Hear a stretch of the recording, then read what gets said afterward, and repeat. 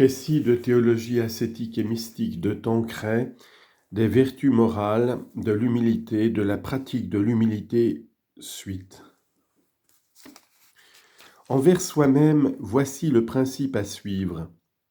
Tout en reconnaissant le bien qui est en nous, pour en remercier Dieu, nous devons surtout considérer ce qu'il y a de défectueux, notre néant, notre incapacité, notre péché, afin de nous tenir habituellement dans des sentiments d'humiliation et de confusion. À l'aide de ce principe, on pratiquera plus facilement l'humilité qui doit s'étendre à l'homme tout entier, à son esprit, à son cœur, à son extérieur. L'humilité d'esprit qui comprend principalement 4 choses. D'abord, une juste défiance de soi qui nous porte à ne pas exagérer nos talents, mais à nous humilier de ce que nous avons si mal utilisé ceux que le bon Dieu nous a donnés. C'est le conseil du sage, ne cherche pas ce qui est trop difficile pour toi et ne scrute pas ce qui dépasse tes forces. Altiora tene quaesieris, Ecclésiastique chapitre 3 verset 22. C'est ce que saint Paul recommandait aux Romains. En vertu de la grâce qui m'a été donnée, je dis à chacun de vous de ne pas s'estimer plus qu'il ne faut, mais d'avoir des sentiments modestes, chacun selon la mesure de la foi que Dieu lui a départie. Non plus sapere quam oportet, sed sapere ad sobrietatem. Romains chapitre 12, verset 3.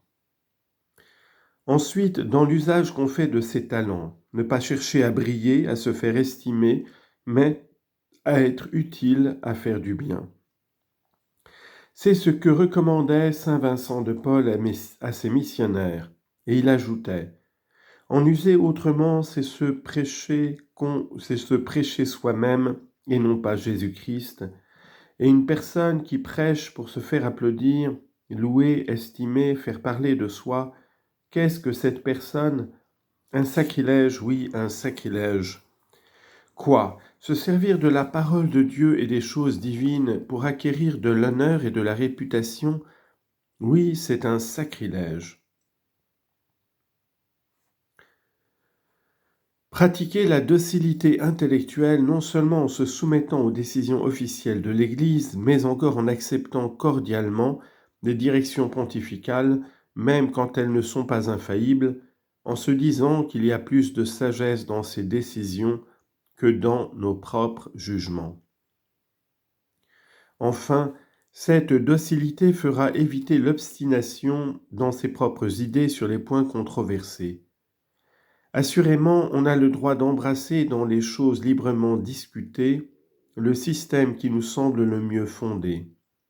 Mais n'est-il pas juste de laisser la même liberté aux autres ? L'humilité de cœur demande qu'au lieu de désirer et de rechercher la gloire ou les honneurs, on se contente de la condition où l'on est et qu'on préfère la vie cachée aux fonctions éclatantes. Amaneciri et pronicilo reputari. Elle va plus loin encore, elle cache tout ce qui peut nous faire aimer et estimer et désire le dernier lieu non seulement dans les rangs du monde, mais dans leur estime. Recumbe in novissimo loco. Elle désire même que notre mémoire périsse entièrement sur la terre. Écoutons saint Vincent de Paul. Nous ne devons jamais jeter les yeux ni les arrêter sur ce qu'il y a de bien en nous, mais nous étudier à connaître ce qu'il y a de mal et de défectueux, et c'est là un grand moyen pour conserver l'humilité. Ni le don de convertir les âmes, ni tous les autres talents extérieurs qui sont en nous n'étant pour nous, nous n'en sommes que les portefaix, et avec tout cela nous pouvons parfaitement nous damner.